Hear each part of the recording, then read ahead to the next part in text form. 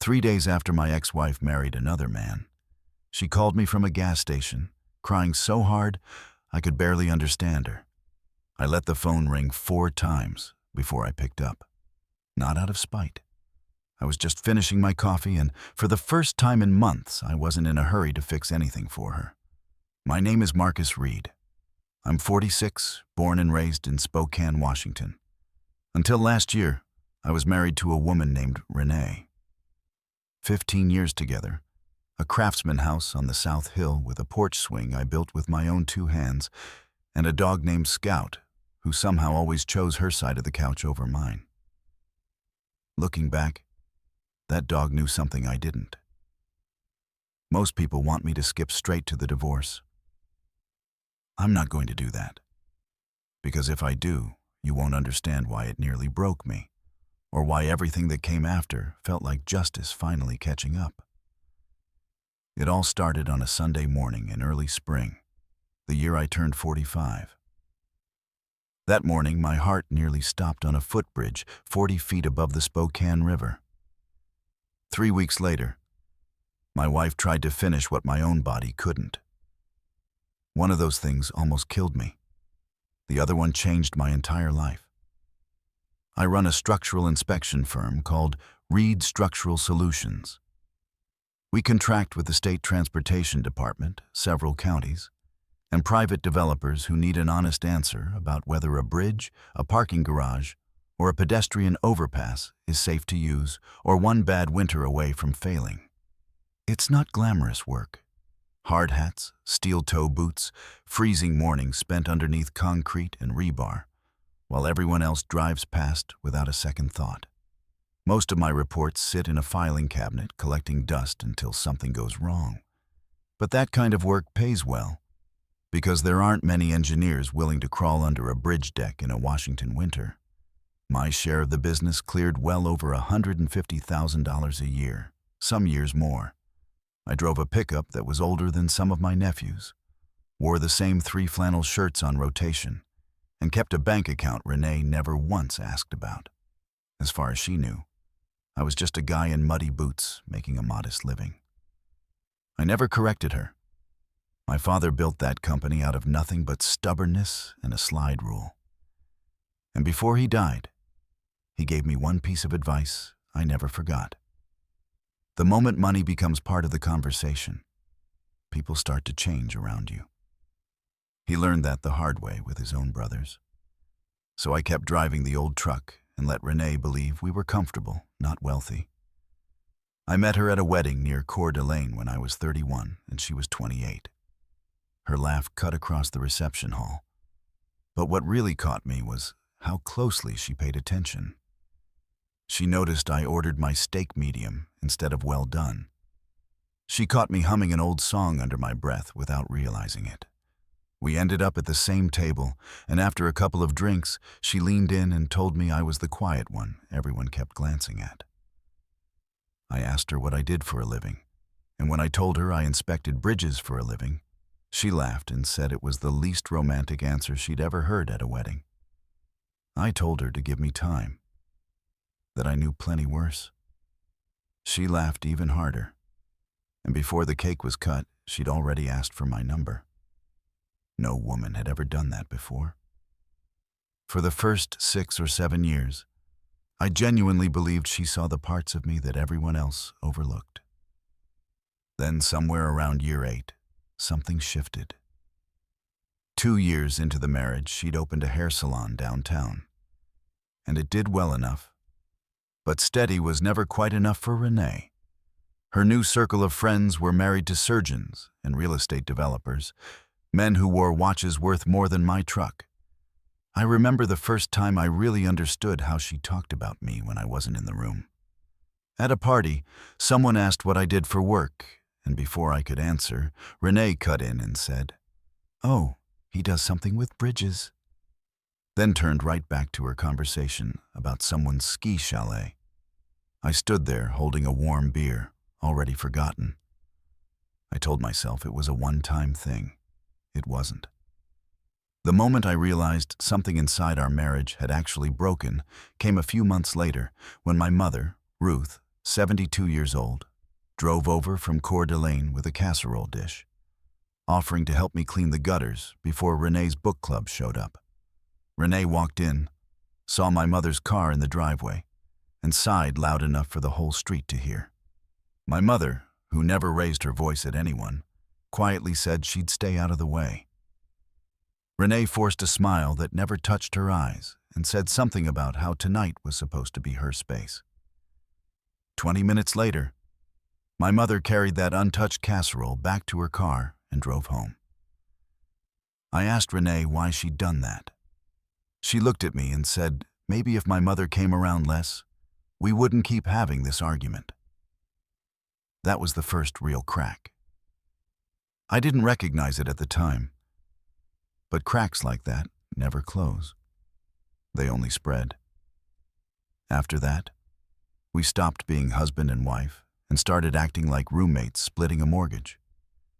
We still sat at the same table. We still slept in the same bed, facing opposite walls. The small things disappeared first. A hand on my back, a text just to say she was thinking about me. What replaced them wasn't silence. It was a low, constant irritation, dressed up as ordinary conversation. She'd yank at my collar and ask if I was really going to wear that shirt to a dinner party. I let it slide, just like I let almost everything slide. A few months after that, I came down with the flu bad enough to soak the sheets. Renee stood in the doorway in her coat, keys already in hand, telling me there was cold medicine under the sink and that she had a color appointment in 20 minutes.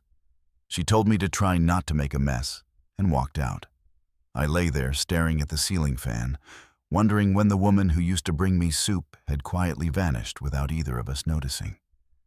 Not long after, we were at another dinner party, and the whole table spent the evening talking about a 10-day anniversary trip to a private chalet in the mountains. Renee stayed quiet the entire ride home until she finally asked if I had anything to say about it. I asked what she wanted me to say. She wanted to hear that maybe we could do something like that, just once, that she was tired of explaining why we always kept things simple. My hands tightened on the wheel. For 1 second, I almost told her the truth, that I could buy one of those chalets outright without losing a night's sleep. My father's voice stopped me. I told her we'd figure something out, and we both knew I hadn't really answered her. She turned to the window and didn't speak again the rest of the drive. Somewhere in that silence, I understood our marriage had become a contest I couldn't win no matter what I did. I had no idea how much worse it was about to get. The inspection that changed my life looked routine on paper. A pedestrian overpass above the Spokane River on a quiet Sunday morning. My lead inspector, Dean Torres, had worked beside me for 12 years, long enough to feel like family. We were 40 feet up, checking welds and load points, when something in my chest tore wide open. I can still replay that morning like it happened yesterday. The river running high with spring runoff, cold mist clinging to the steel. Dean a few feet away, complaining about his knees like always. I laughed at something he said. I wish I could remember what it was. That's the one memory I can never get back. The last ordinary laugh of my old life. Then it hit. Not pressure, not tightness. Something inside me tore, a burst of heat. And suddenly, I couldn't breathe. Dean called my name, told me I'd gone gray. My knees buckled. The harness dug into my shoulders as I dropped, and I remember him grabbing me, the radio screaming for an ambulance, and how impossibly blue the sky looked from underneath that bridge. 2 days later, I woke up in the cardiac ICU at Sacred Heart Medical Center, a breathing tube just removed, Dean asleep in a chair too small for him. My surgeon, Dr. Patel, came in that afternoon and didn't soften anything. I'd suffered an aortic dissection, the main artery leaving my heart had torn, and most people never make it to the operating table. I was in surgery almost 7 hours. and for the first 2 days afterward, he wasn't confident I'd survive. But I had. He told me a full recovery was possible, though not tomorrow, and not the way I used to work. My body had given me a second chance, and he told me not to waste it. A few days later, once I could hold a conversation, Dean filled in the rest. He'd called Renee from the ambulance bay because she was listed as my emergency contact. Whatever he told her, he's never repeated word for word, except that he'd said I probably wouldn't make it through the night. Renee arrived at the hospital a little after 8, just before they took me into surgery. Dr. Patel needed her signature to operate, and he told her plainly that he couldn't promise I'd survive the night. Dean waited outside and overheard the whole exchange. Renee signed the consent form without asking a single question. She never asked about my chances, never asked to see me first, never asked what would happen if I didn't wake up. She signed, handed back the clipboard, and asked a nurse where the restroom was. While I was fighting for my life a few doors down, my wife had already decided I wasn't coming home. During the first 2 weeks after surgery, Renee visited exactly twice. The first time, she stood by the door instead of my bedside and asked Dean whether I'd ever work again, or if I was headed for permanent disability. The second time, she brought paperwork from her attorney, calling it just account updates while I recovered. I was still on oxygen and heavily medicated. I signed without reading a word. I trusted her completely. I had no idea one of those pages handed her temporary financial power of attorney. Less than 2 weeks later, she used it to file one of the fastest divorce cases the county had seen all year. While I lay in that hospital bed believing she was staying away out of fear and grief, the truth was much colder. As far as Renee knew, I was a sick contractor with a bad heart, an old truck, and a modest savings account, a man who might never work again. She wasn't preparing to nurse a sick husband back to health. She was preparing to leave one before the medical bills landed. 9 days after my surgery, with the heart monitor still tracking every beat, a woman I'd never seen walked into my room holding a manila envelope and asked if I was Marcus Reed. Before I could fully answer, she said I'd been served and walked out. Dean knocked over his coffee getting out of his chair. Divorce papers. Irreconcilable differences. A request for the house, the SUV, and a line that made my stomach drop.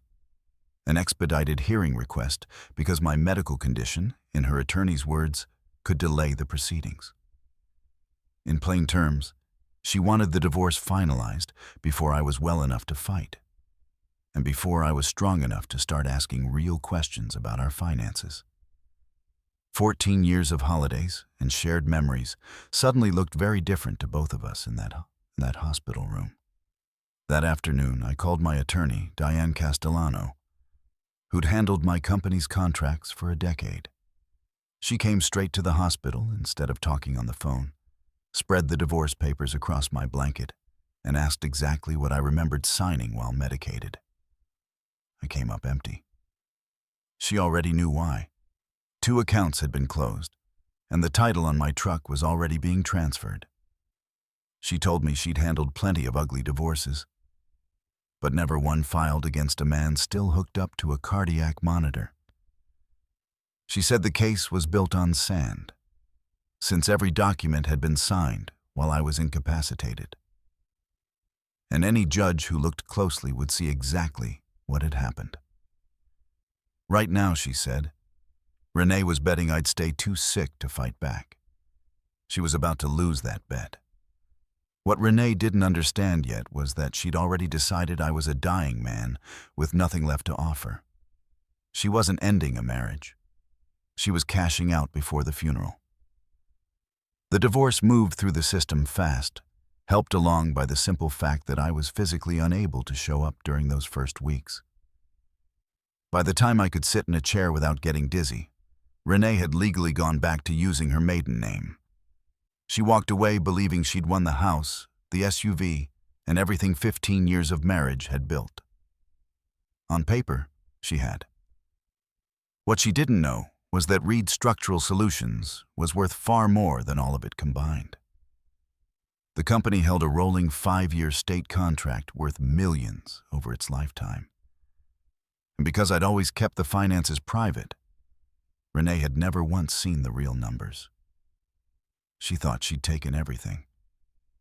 In reality, she'd walked away from the most valuable thing we owned without even realizing it. 12 days after I was served, Renee married a man named Gerald Voss at a courthouse just outside the city. I didn't hear it from her. Dean walked into my rehab session holding his phone like it was a live wire, told me to remember my blood pressure still mattered, then turned the screen toward me. There she was in a champagne dress, laughing beside a silver-haired man in an expensive linen suit. The caption calling it a new chapter. Gerald Voss, a real estate developer building luxury riverfront condos. Exactly the kind of man Renee's friends admired. I later learned they'd met at a Chamber of Commerce event nearly 4 months before my surgery. Do the math yourself. I stared at that photo, waiting to feel angry. Instead, I felt something closer to relief. For years, I'd wondered if I simply wasn't enough, too quiet, too ordinary. That photo answered the question. It was never about falling short. I was useful until someone better came along. That night, I called my mother. When I told her Renee had already remarried, her voice went colder than I'd ever heard it, even colder than the night we lost my father. She asked if Renee had been seeing this man while still living under my roof. I told her it looked that way. My mother went quiet, then said she'd carried that woman a casserole because she thought she needed support, and that she couldn't wait for me to leave. She told me the moment the doctors discharged me, I was coming home with her, and not to bother arguing. I didn't have the strength to. 3 weeks later, I was discharged with wires holding my sternum together and a folder full of rehab appointments. I moved into my mother's house in Coeur d'Alene, because the house on the South Hill, the porch swing I'd built, now belonged, at least on paper, to the woman who'd replaced me before I'd learned to breathe on my own again. Cardiac rehab is slow and humbling. You spend hours on a treadmill at a pace that barely counts as walking, leaving your mind free to replay every bad decision you've ever made. Dean came with me most Saturdays, pretending to scroll his phone while keeping one eye on my monitor. One morning he asked if I still loved her. I told him I loved the woman I thought I'd married, and I wasn't sure she'd existed for years. I told him it felt like I was recovering from 2 surgeries, one on my heart and one on my pride. He didn't offer advice. He just sat there. Sometimes that's all a friend needs to do. During those weeks, Diane walked me through what the rushed divorce actually meant legally. Courts don't look kindly on asset transfers signed by someone under heavy medication while recovering from emergency surgery, especially under a questionable power of attorney. She filed a motion to reopen the settlement using my medical records, the timeline, and the unauthorized transfers. It wouldn't happen overnight, but she was confident. Neither Renee nor Gerald realized it yet, but they had much bigger problems coming. About 6 weeks after the courthouse wedding, Dean called, barely holding back a laugh, and told me to sit down. One of Gerald's luxury developments had a retaining wall fail overnight after spring runoff, and half the riverbank had slid into the parking structure. No one was hurt, but the county shut the whole project down and ordered an independent structural review. The original engineering firm had signed off on the approvals, but the county board wanted someone else for the follow-up. I knew exactly whose name would be at the top of that list before Dean even said it. I stayed far away from the project myself. Since Diane would have thrown me out of my own office for the conflict of interest, but I didn't need to be involved to know how it would end. The independent review was brutal. Investigators found shortcuts in the soil compaction and the drainage system. Exactly the kind of mistakes my firm would have caught before the construction ever started. Gerald had rushed the job to hit his deadlines, and the bill had finally come due. Within weeks, 3 lenders pulled their financing, 2 lawsuits followed, and by early fall, Gerald Voss filed for bankruptcy. Renee had left a man she thought was dying and broke, only to marry a man she thought was untouchable. She'd misjudged both of us. Spokane isn't a huge city, and news travels fast through a busy salon. Before long, everyone knew about the failed development. Nobody blamed Renee directly, but gossip doesn't need facts to spread. Appointments at her salon started disappearing. Friends who'd celebrated her new marriage quietly stopped calling. While her world fell apart, mine was quietly rebuilding. Our 5-year state contract came up for renewal that same fall. And thanks to our spotless safety record, it wasn't just renewed, it was expanded to 2 more counties. A regional trade magazine even ran a feature on the company, with a photo of me standing in front of a bridge downtown, thinner than before, leaning on a cane, but very much alive. 3 days after Gerald's bankruptcy went public, my phone rang at 9:40 on a Thursday night. Renee's name lit up the screen for the first time since the divorce. I let it ring 4 times before answering, not for revenge, but because I needed those seconds to decide if she deserved to hear my voice. She was already crying when I picked up. She'd seen the magazine article, the state contract, all of it, and swore she'd had no idea. I told her she'd never asked. Silence stretched out before she finally admitted the truth I'd been waiting months to hear. She'd been sure I was dying, and she'd panicked at the thought of being alone with a house she couldn't afford and a husband whose business barely scraped by. Gerald had looked like the safer bet. Now his bankruptcy was public, and the bank had already started foreclosure on their house. She told me she had nowhere to go and nothing left.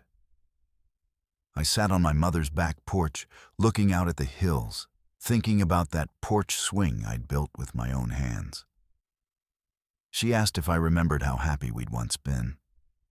I told her I remembered every year of it, including the one where she decided I wasn't worth staying for. She tried to argue it wasn't fair, and I cut her off, telling her what wasn't fair was being served divorce papers in intensive care before I could even stand on my own. She cried without saying anything else, and this time, it sounded real. She said she had nowhere else to turn. I told her I hoped her life got better, but it wouldn't be with me, and I ended the call. I blocked her number the next morning over a cup of coffee, as calmly as deleting a business contact I'd never need again. 2 months later, Diane called with the court's ruling. The judge found the original settlement had been executed in bad faith while I was medically incapacitated, and reopened the case entirely in my favor, awarding me a far larger share of the marital assets. It was never really about the money. It was about making sure what happened to me never became something anyone could get away with. Once everything settled, I sold my share of the old house instead of moving back in. Some places carry too many hard memories to ever feel like home again. Instead, I bought a small cabin near Coeur d'Alene Lake, not far from where Renee and I first met at that wedding all those years ago. Maybe that sounds ironic, but I'd rather think I refused to let one person ruin a place I loved long before I ever knew her. Dean and his family visit most weekends. My mother has her own room there now, and no one will ever make her feel unwelcome in it again. The company has grown to 5 employees. Our contracts keep expanding, and my cardiologist tells me my heart is stronger than men 15 years younger. These days, I believe him. I heard secondhand that Renee moved back in with her parents after Gerald's bankruptcy, and that the salon closed a few months later. I don't wish her misery, But I don't spend my days wondering about her either. Forgiveness doesn't mean forgetting. It just means you finally stop carrying the weight. What I learned, sitting on a different porch looking out at a different lake, is that some people only measure your worth by what they think they can gain from you. The moment they believe there's nothing left to take, they walk. And if they ever come back, it's rarely because love returned. It's because the math changed. For 15 years, the person who should have known me best underestimated me completely. And in the end, that turned out to be my greatest advantage.